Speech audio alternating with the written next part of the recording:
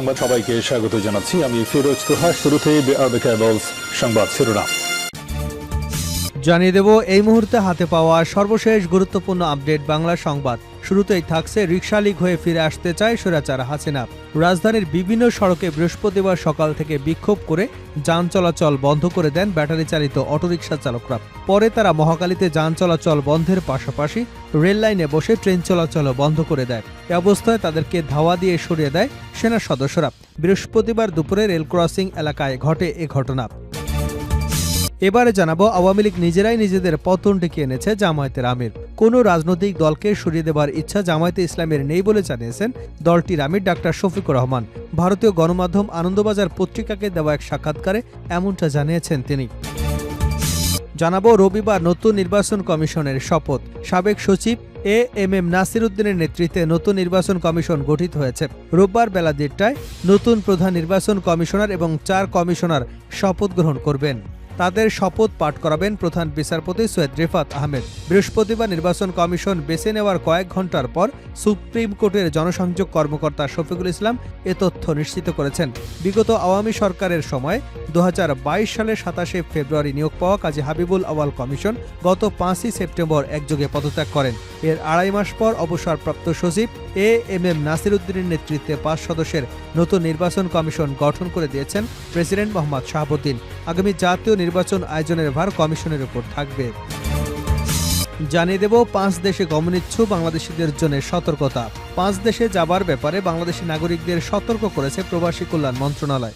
দেশ 5টি হল থাইল্যান্ড, মিয়ানমার, লাওস, ভিয়েতনাম ও কম্বোডিয়া। এসব দেশে গড়ে ওঠা বেশ কিছু স্ক্যাম প্রতিষ্ঠান computer operator, typist, call centre operator সহ বিভিন্ন পদে আকর্ষণীয় বেতনে প্রলোভন দিয়ে নিয়োগের লক্ষ্যে বিভিন্ন অনলাইন মাধ্যমে প্রচার কার্যক্রম ও নিয়োগ বিজ্ঞপ্তি প্রচার করছে, যার ফলে তারা বিভিন্ন দেশের নাগরিকদের সঙ্গে বাংলাদেশিদের সুকৌশলে স্ক্যাম সেন্টারের ভেতরে নিয়ে গিয়ে অস্ত্রের মুখে জোরপূর্বক জিম্মি করে স্ক্যামের কাজে নিয়োজিত করছে। এবারে থাকছে খালেদা জিয়াকে সেনানিবাসের বাড়ি ফিরিয়ে দেওয়ার দাবি।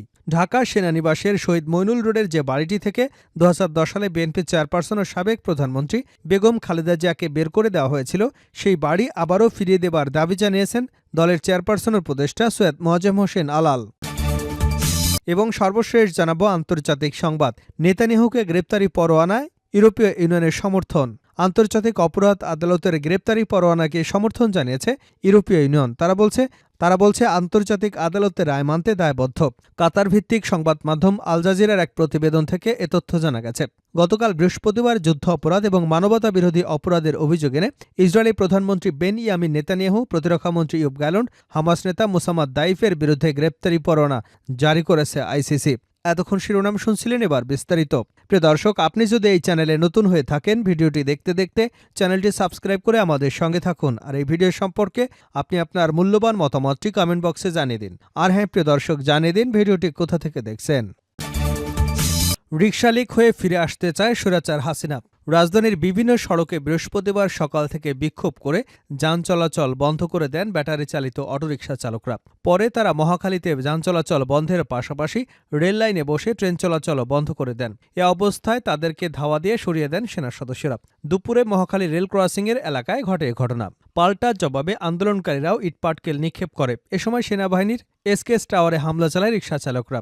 এ নিয়ে সোশ্যাল মিডিয়ায় বেশ সরগরম। সবাই বলছে দ্রুতই হামলাকারীদের নিশ্চিহ্ন করতে দৃষ্টান্তমূলক শাস্তি দেওয়া হোক। জানা গেছে, রাজধানীতে ব্যাটারি চালিত রিকশা চলাচল নিষেধ থাকার পরও তা বন্ধ করেনি। অন্তর্বর্তী সরকারের পক্ষ থেকে এ ব্যাপারে শহরে নতুন করে নিষেধাজ্ঞা আরোপ করা হয়েছে। এরপর থেকেই তারা হিংস্র হয়ে রাস্তা অবরোধ করে আন্দোলন করতে থাকে। পরে প্রশাসন কঠোর হয়ে তাদের ব্যত্রাঘাত করতে থাকে। নেটিজেনরা বলছেন, 5ই আগস্টের আগে রাজধানীতে এত রিকশা ছিল না, পরে কোথা থেকে শহরে এত ব্যাটারি চালিত রিকশা আসলো? রিকশা চালকদের ব্যবহার তো এত হিংস্র না, তারা কেন দেশের স্বতন্ত্র প্রহরী সেনাবাহিনীর এসকেপ টাওয়ারে হামলা চালালো? দ্রুত এই অমানুষ জানোয়ার এবং রিকশা চালক নামক পশুদের গ্রেপ্তার করে আইনের আওতায় এনে দৃষ্টান্তমূলক শাস্তি দেওয়া হোক। নেটিজেনরা আরও বলছেন, আমাদের তো মনে হয় রিকশা চালকদের পেছনে ফ্যাসিস্ট আওয়ামী লীগ কাজ করছে। তারা চাচ্ছে দেশে যাতে আবার ফ্যাসিস্টরা ফিরে আসে। তাদের আচার আচরণ রিকশা চালকদের মতো মনে হয় না, কারণ কয়েকদিন আগেও এ চালকরাই জাহাঙ্গীরনগর বিশ্ববিদ্যালয়ের এক ছাত্রকে নৃশংসভাবে হত্যা করেছে।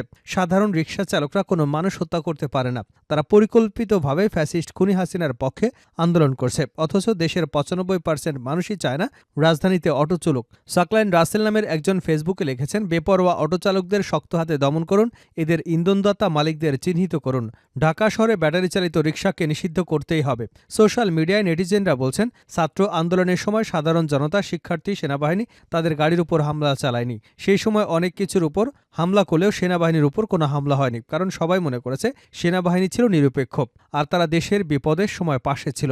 সেই বিবেচনায় কেউ তাদের উপর হামলা করেনি। আওয়ামী লীগ নিজেরাই নিজেদের পতন ডেকে এনেছে জামায়াতের আমির। কোনো রাজনৈতিক দলকে সরিয়ে দেওয়ার ইচ্ছা জামায়াতে ইসলামের নেই বলে জানিয়েছে দলটির আমির ডাক্তার শফিকুর রহমান।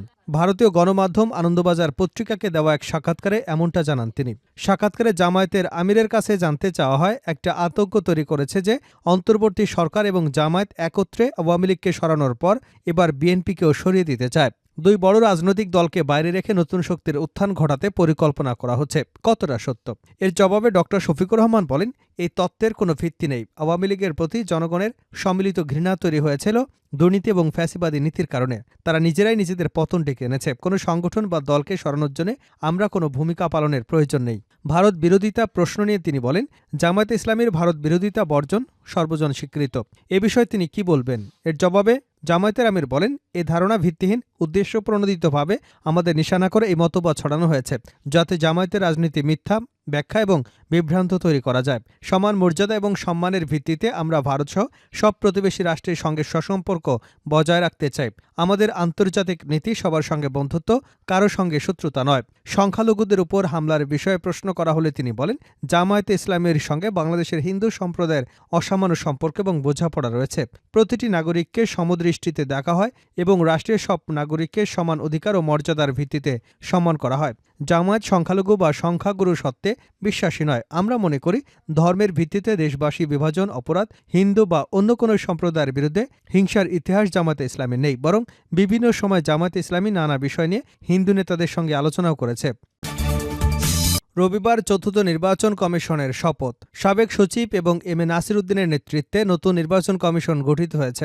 রবিবার বেলা ১:৩০টায় নতুন প্রধান নির্বাচন কমিশনার এবং ৪ কমিশনারের শপথ গ্রহণ করবেন। তাদের শপথ পাঠ করাবেন প্রধান বিচারপতি সৈয়দ রিফাত আহমেদ। বৃহস্পতিবার নির্বাচন কমিশন বেছে নেবার কয়েক ঘণ্টা পর সুপ্রিম কোর্টের জনসংযোগ কর্মকর্তা শফিকুল ইসলাম এ তথ্য জানান। বিগত আওয়ামী সরকারের সময় ২০২২ সালের ২৭শে ফেব্রুয়ারি নিয়োগ পাওয়া কাজী হাবিবুল আওয়াল কমিশন গত ৫ই সেপ্টেম্বর একযোগে পদত্যাগ করেন। এর আড়াই মাস পর অবসরপ্রাপ্ত সচিব এম নাসির উদ্দিনের নেতৃত্বে ৫ সদস্যের নতুন নির্বাচন কমিশন গঠন করেছেন প্রেসিডেন্ট মোহাম্মদ শাহাবুদ্দিন। আগামী জাতীয় নির্বাচন আয়োজনের ভার কমিশনের উপর থাকবে। নতুন কমিশনে কমিশনার হিসেবে থাকছেন সাবেক অতিরিক্ত সচিব আনুরুল ইসলাম সরকার, সাবেক জেলা ও দায়রা জজ আব্দুর রহমান এল মাসুদ, সাবেক যুগ্ম সচিব বেগম তাহমিদা আহমেদ এবং অবসরপ্রাপ্ত ব্রিগেডিয়ার জেনারেল আবুল ফজল মোহাম্মদ সানাউল্লাহ। ৫ দেশে গমনিচ্ছুক বাংলাদেশিদের জন্য সতর্কতা। ৫ দেশে যাওয়ার ব্যাপারে বাংলাদেশি নাগরিকদের সতর্ক করেছে প্রবাসী কল্যাণ মন্ত্রণালয়। দেশ ৫টি হল থাইল্যান্ড, মিয়ানমার, লাওস, ভিয়েতনাম এবং কম্বোডিয়া। এসব দেশে গড়ে ওঠা বেশ কিছু স্ক্যাম প্রতিষ্ঠান computer operator, typist, call centre operator সহ বিভিন্ন পদে আকর্ষণীয় বেতনের প্রলোভন দিয়ে নিয়োগের লক্ষ্যে বিভিন্ন অনলাইন মাধ্যমে প্রচারণায় নিয়োগ বিজ্ঞপ্তি প্রচার করেছে, যার ফলে তারা বিভিন্ন দেশের নাগরিকদের সঙ্গে বাংলাদেশিদেরও সুকৌশলে স্ক্যাম সেন্টারের ভেতরে নিয়ে গিয়ে অস্ত্রের মুখে জোরপূর্বক জিম্মি করে স্ক্যামের কাজে নিয়োজিত করছে। ব্যাংকস্থ বাংলাদেশ দূতাবাস মিয়ানমার, কম্বোডিয়ার গড়ে ওঠা স্ক্যাম সেন্টারগুলো থেকে মুক্তিপ্রাপ্ত পালিয়ে আসা বেশ কিছু বাংলাদেশিকে এর মধ্যে দেশে ফেরত পাঠাতে সক্ষম হয়েছে। এ বিষয়ে সংশ্লিষ্ট সরকারগুলোকে প্রয়োজনীয় ব্যবস্থা গ্রহণের জন্য অনুরোধ করা হয়েছে। একই সঙ্গে বিদেশে চাকুরির উদ্দেশ্যে গমনিচ্ছু বাংলাদেশিদের এসব দেশে কম্পিউটার পরিচালনা সংক্রান্ত চাকুরির প্রস্তাব পেলে অধিকতর সতর্কতা অবলম্বনের পরামর্শ দেওয়া হয়েছে।